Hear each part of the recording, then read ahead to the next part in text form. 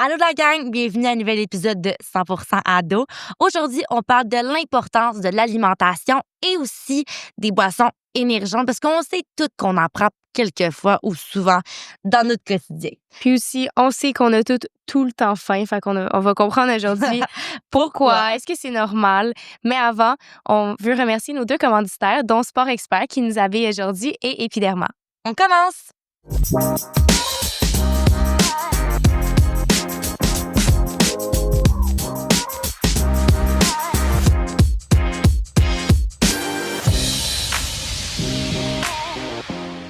Salut JF, ça va? Ça va très bien, très content d'être avec vous aujourd'hui. Oui, Ici. donc là, tu es entraîneur et naturopathe, donc tu te connais sûrement en alimentation.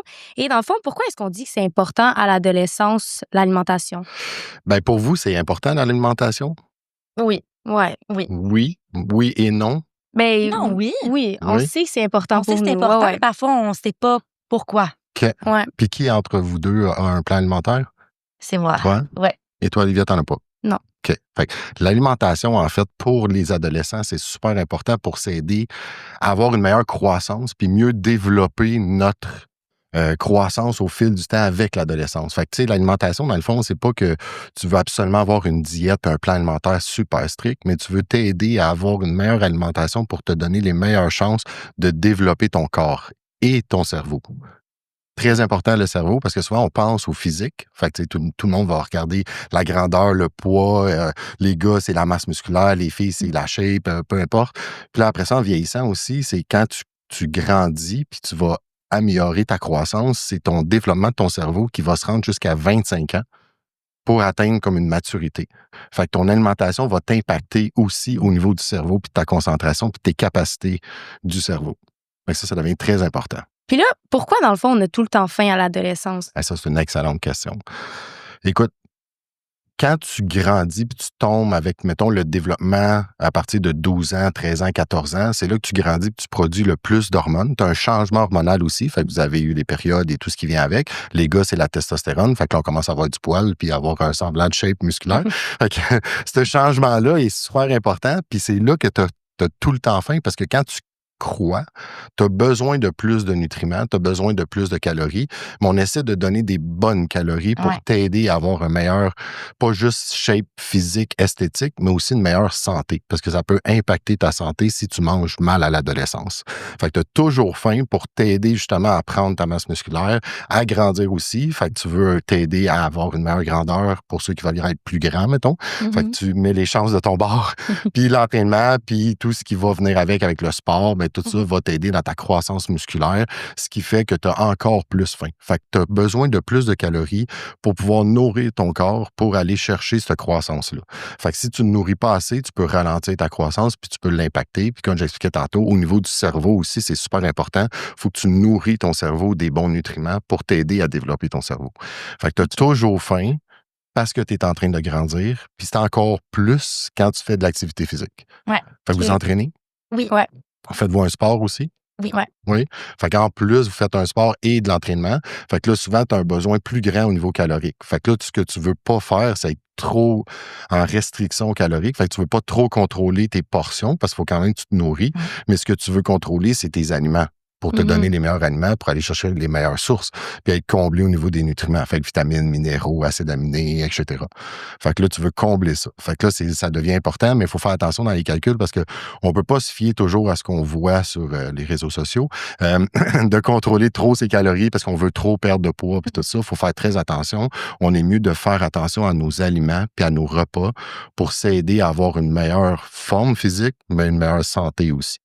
Puis là, on peut développer. Fait que, tu sais, on grandit aussi adolescence avec le développement du cerveau, comme j'expliquais tantôt. Puis ça, c'est la partie où on a besoin de plus de sucre. D'où le pourquoi on coupe pas beaucoup les glucides à l'adolescence. Fait que souvent, c'est pour aider au développement du cerveau. Fait que là, on veut consommer quand même des glucides, mais on essaie de consommer des bons. Fait qu'il y a quand même une différence entre du chocolat et du riz. Ouais. On s'entend. OK. Fait que vous mangez pas trop de chocolat, j'espère? Non, jamais. Non. C'est bon parce que juste avant le balado, on en mangeait. Mais fait que c'est très important de faire attention aussi au choix des aliments. Fait que c'est pour ça que oui, on veut se gâter, mais il faut faire attention, puis on veut contrôler, puis essayer de se nourrir. Équilibré. Exactement. Le plus possible, puis surtout faire attention pour pas trop couper ses calories parce que tu as besoin des calories pour t'aider à grandir. Fait que ça a un gros impact. Puis l'autre chose qui est très important pour bien manger et s'alimenter, c'est aider sa digestion et son sommeil. Ouais. OK. Ouais. J'ai vu tes yeux, Olivia, pourquoi? T'as-tu eu des problèmes de digestion ou de sommeil?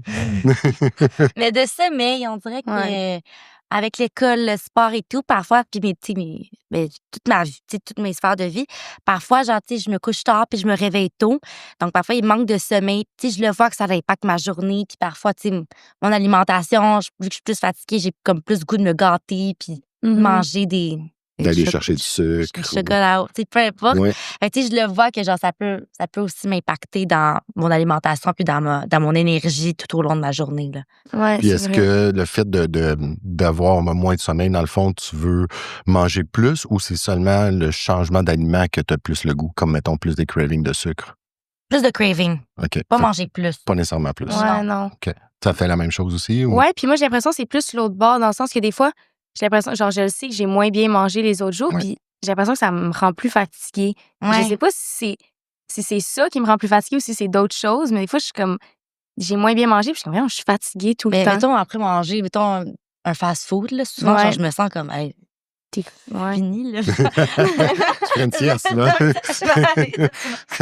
Ben, en fait, c'est un excellent point. Puis tu vois, quand on mange mal ou qu'on est moins équilibré dans l'alimentation, exemple, on mange un gros plat de pâtes, tu as moins de protéines dedans, tu as beaucoup de glucides, mais tu t'entraînes pas et tu bouges pas cette journée-là. Mais là, tu as tellement de glucides que normalement, tu es supposé l'utiliser pour faire une dépense calorique. Fait que c'est comme du gaz dans une auto pour performer.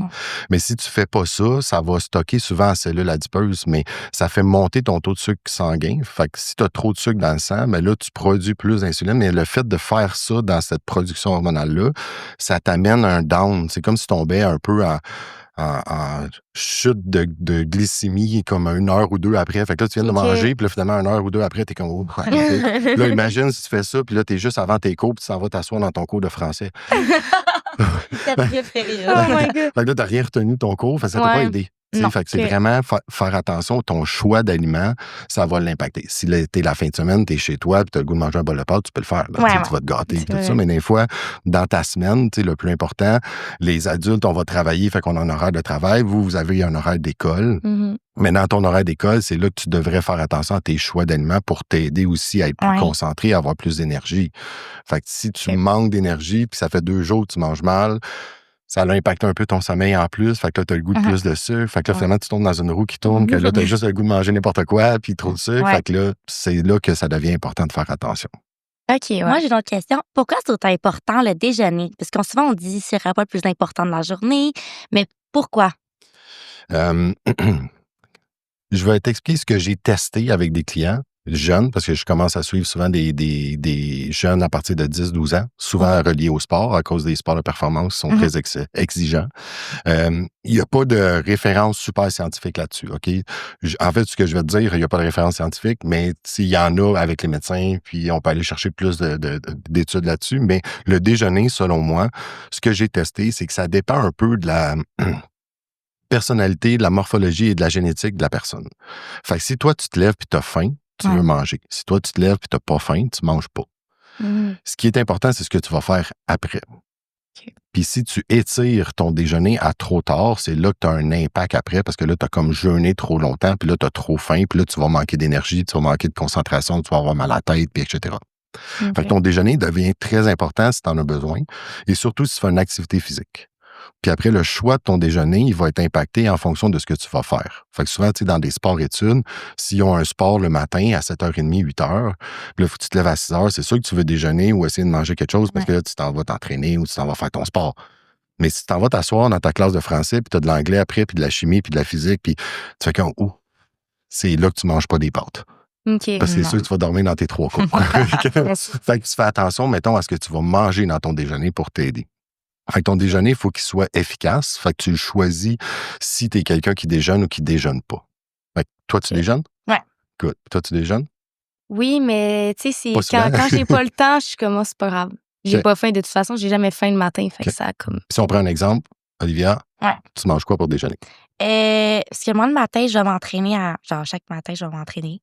Avant l'école. Avant l'école, ouais. Ok. Puis je reviens à la maison, puis là, souvent, je me fais, mettons, une toast sourdough, là, avec 2 œufs. 2 œufs avec des toasts. 2 œufs avec des toasts. Pas de fruits? Ça dépend des ça dépend des matins, ça dépend si j'ai des fruits dans mon frigo. OK. Puis mon café. Puis un café. Puis un café. Parfait. Ça, c'est mon déjeuner. Puis toi, Olivia, quand tu déjeunes? Parce que tu as dit des fois, tu déjeunais pas. Ouais, moi, Quand tu souvent, déjeunes? on a des petits muffins à la maison. Je mange quand même des fruits, OK. des yogourts, des fois une toast. OK. Mais c'est comme, des fois, le matin, je me réveille, puis là, j'ai mal au cœur juste à manger. Fait que je suis comme, bon, ouais. Moi, je me réveille parce Souvent, que j'ai c'est ça. faim. Mais Ah, tu vois, ouais. ça, c'est 2 Ouais. types. C'est le fun parce que là, justement, on a 2 exemples. On a les deux, ouais. Ouais. Fait que, tu sais, quand tu veux déjeuner léger puis tu as plus mal au cœur, le conseil que je te donnerais, ce serait des fruits, OK. un petit peu de protéines. Fait que soit un yogourt grec Mhm. ou aller faire un petit smoothie avec une poudre de protéines. OK. Fait que ça peut aider. C'est léger, facile à digérer. Puis souvent, tu vas bien te nourrir.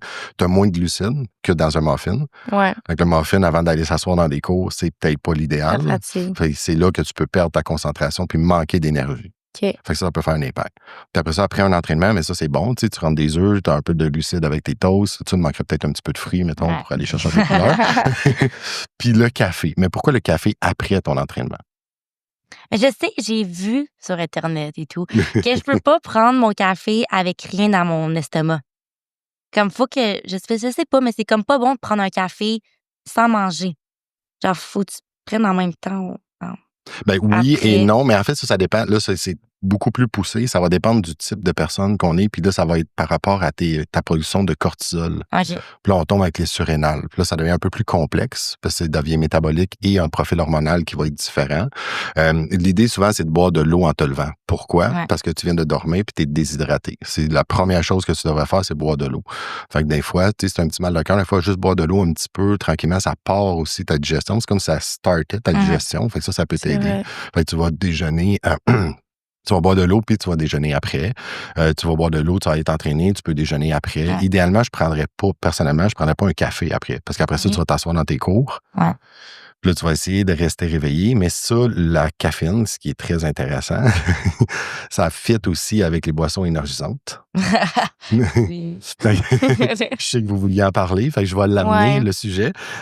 Mais c'est bon parce que vu que tu le prends le matin, on peut l'expliquer. Fait que, tu sais, l'idée de prendre de la caféine ou des boissons énergisantes pour avoir de l'énergie, faut faire attention parce que à l'adolescence, c'est probablement le pire temps où ce que vous allez prendre de la caféine. Parce que OK. ça a un impact au niveau de ta concentration. Ça peut t'amener plus anxieuse. Fait que tu peux avoir plus de difficultés à te concentrer, à retenir aussi ta matière. Puis après ça peut jouer sur des troubles d'insomnie. Fait que ça peut impacter ton sommeil si tu prends ton café ou ta caféine un petit peu trop tard. Puis là, quand on OK. tombe dans des boissons énergisantes, souvent on tombe de 50 mg de caféine à 300 mg de caféine. Fait que là, pour vous donner un exemple, ça, c'est une shot d'espresso qui n'est pas un café filtre. Fait que là-dedans, tu as 40 à 50 mg de caféine. Juste là-dedans. Fait que là, ça dépend qu'est-ce que tu prends comme café. Fait que tu prends-tu une petite shot d'espresso ou tu prends Ouais. un café filtre? Une petite shot Je prends un comme ça? shot d'espresso avec genre un café latte, mais genre un OK. shot d'espresso. Fait que OK. genre du lait d'avoine, puis genre mon café. Mon Fait que espresso. c'est probablement moins pire si tu en prends en bas de 40. Fait que si tu en prendrais juste une pour t'aider à aller faire une performance sportive, ça peut t'aider. OK. Ce qui est plus difficile, des fois, c'est quand tu vas prendre ça, puis tu vas t'asseoir en classe. Si tu bois pas d'eau en plus, c'est que tu vas te déshydrater, tu vas débalancer tes électrolytes. Fait que tu vas perdre ta concentration au bout de 30, 45, 60 minutes. Fait que ça t'a aidé, mais juste la première partie de ton premier cours. Fait que c'est pas tout le temps efficace. Puis là, il faut faire OK. attention. Ouais. Fait que ça devient très important. Puis les boissons énergisantes, il y a plein d'autres choses là-dedans. Puis ça va impacter aussi. Fait que ça impacte ta digestion, ça va impacter ton sommeil, tu produis moins bien tes hormones. Fait que tu vas avoir une croissance qui est moins idéale. Fait que tu vas moins l'optimiser, mettons. Fait que tu veux faire attention aux boissons énergisantes et à la caféine parce que justement, ça a un impact sur tout ce qui va arriver après dans ta digestion puis dans ton développement de croissance. À l'adolescence, c'est super important. Fait qu'il faut que tu le contrôles. Fait que c'est pas que c'est hyper méchant, c'est que c'est pas l'idéal. Pas en boisson énergisante, ça c'est sûr. Normalement, écoute, moi je suggérerais en haut de 19 et 20 ans. OK. Pourquoi 19 et 20 ans? C'est que souvent, tu as ta plus gros pic de croissance jusqu'à 18. OK. Après ça, si tu l'utilises une fois de temps en temps, ou quand vous allez avoir l'âge d'aller prendre un verre dans un bar, puis tu veux rester réveillé jusqu'à 3 heures du matin, bien là, peut-être que tu vas vouloir en prendre une le soir pour toffer ta nuit, mettons, parce que tu t'es levé à 6 heures du matin. Okay. Mais il ne faut pas que ça soit fréquent. Il faut que ça soit vraiment temporaire. Ouais. Idéalement, ton café, tu vas le prendre avant ton entraînement pour aider ta performance dans ton entraînement. OK. Fait que tu peux boire de l'eau, ou pire prendre des fruits, des noix, manger un petit peu, puis après ça, tu prends ta petite shot de café, puis tu vas faire ton entraînement. Pour avoir un meilleur entraînement, tu vas suer plus, dépenser plus d'énergie, tu vas avoir un entraînement plus efficace. Fait que généralement, on utilise la caféine avant l'entraînement. OK. Qui est plus dans des pré-workouts. Ouais. Fait que là, il faut faire attention. Fait que c'est pour ça que aussi, toutes les espèces de boissons énergisantes qui ont comme trop de caféine puis trop de stock dedans, ça devient néfaste, surtout quand tu prends ça le midi puis tu essaies d'aller te rasseoir dans ton cours après. Okay. Là, tu vas essayer de te concentrer, t'es réveillé, mais t'es pas concentré, t'écoutes pas, t'enregistres pas. Ça peut t'amener de l'anxiété, tu vas être plus nerveux, puis ça peut jouer sur ta digestion. Là, tu bois pas d'eau, là, tu débalances tes électrolytes. Il y a beaucoup d'impact autour de ça. Fait que ça, c'est à faire très, très, très attention. C'est ça, la même chose le café, j'imagine, si on en prend le midi. Ben, le café, c'est ça va être un peu la même chose. Normalement, tu en prenais juste un petit peu parce qu'à l'adolescence, souvent, 30-40 mg est assez efficace juste pour te réveiller un petit peu. Fait que, des cafés filtres, tu prendrais comme un tiers de tasse ou une demi-tasse. OK. Parce qu'un café filtre, c'est 80 à 100 mg de caféine. OK. Fait que c'est là, il faut faire attention. OK, ouais, je comprends. Fait que c'est juste d'utiliser la bonne quantité pour t'aider. Fait que c'est là que ça devient très important. Fait que c'est comme un peu n'importe quoi. C'est pour ça que la nourriture aussi, c'est la même chose. C'est que tu veux pas non plus être sur du poulet, du riz puis du brocoli tout le temps, 7 jours sur 7. Fait que oui, si t'as le goût de tricher, manger de la poutine, de la pizza, oui, mais t'essaies de faire attention pour choisir quand. Ouais. OK. Qui est le plus important. Fait que si tu fais ça un vendredi soir, un samedi, c'est pas grave, t'es avec des amis, t'es correct. T'auras pas un impact sur ton école. Fait que si tu veux t'aider à être plus concentré et avoir comme des meilleures performances à l'école sans être obligé de te concentrer plus et étudier plus, il faut que tu favorises ton corps à vouloir faire ça. OK, c'est bon. OK, fait que là, dans le fond, ce que j'ai compris, c'est que les boissons énergisantes, c'est pas juste pas bon. Il faudrait juste pas en prendre à notre âge. Exactement. On devrait pas prendre ça avant 18 ans, selon mon conseil. OK. Vous en prenez? Oui. Ouais. Il y en a une qui m'entend dans l'auto. Si tu la prends juste avant ton entraînement, ça peut t'aider dans ton entraînement parce que tu vas le brûler dans ton entraînement. Ça a moins d'impact que si tu le prends pour aller t'asseoir dans une classe. Okay. Mais c'est pas l'idéal. Non, c'est vrai. Puis mettons, avant d'aller en classe, tu sais, moi, à l'école, à la cafétéria, il y a les muffins, les fameux muffins de cafétéria, tu sais. Ils sont bons. Vraiment. Sont quand même très bons. La recette est bonne. Mais comme tu as dit, tu sais, les glucides, souvent en classe, on peut, vu que t'en prends beaucoup puis tu le dépenses pas pour un exercice ou un sport, ça fait juste, genre, te faire plus être fatigué. Ben oui, parce que tu vas monter ton taux de sucre dans ton sang, puis tu l'utilises pas. Fait que là, tu vas tomber comme une chute d'hypoglycémie parce que ton corps va vouloir le rentrer dans tes cellules adipeuses. Fait que tu peux tomber en hypoglycémie puis tomber comme très, très fatigué parce que tu vas avoir de la misère à gérer ce glucide-là que tu n'utilises pas. Okay. Fait que, le muffin peut être bon dans un sens si tu l'utilises pour aller dépenser de l'énergie. Si tu t'en vas monter une montagne, si tu t'en vas faire 2 heures de tel sport ou tu vas t'entraîner, à la limite, ça peut te donner un peu d'énergie. Il y a des meilleurs choix, mais ou on peut les faire maison aussi avec des meilleurs ingrédients, mais ça, c'est ça, c'est que ça peut fonctionner, mais il faut vraiment faire attention au timing de qu'est-ce qu'on utilise quand. C'est ça qui est le plus important dans l'alimentation. Avec le muffin à la pause de l'après-midi. C'est fou le nombre de gens qui prennent des muffins dans tes cours. Vous en prenez-vous en après-midi? Ou? Moi, j'en prenais pas tant souvent. Moi, j'ai pas tant faim. Okay. Non, parce que je prends une pilule pour le TDA. Là. Puis il y a beaucoup de monde à l'école qui en prend. Mais la fille, Non, juste pour toutes les pauses. Des muffins, des galettes, en des plus, biscuits. le matin, ça sentait tellement bon. Ça sent le chocolat, genre, mon muffin, il m'attend. Il t'appelle en après-midi.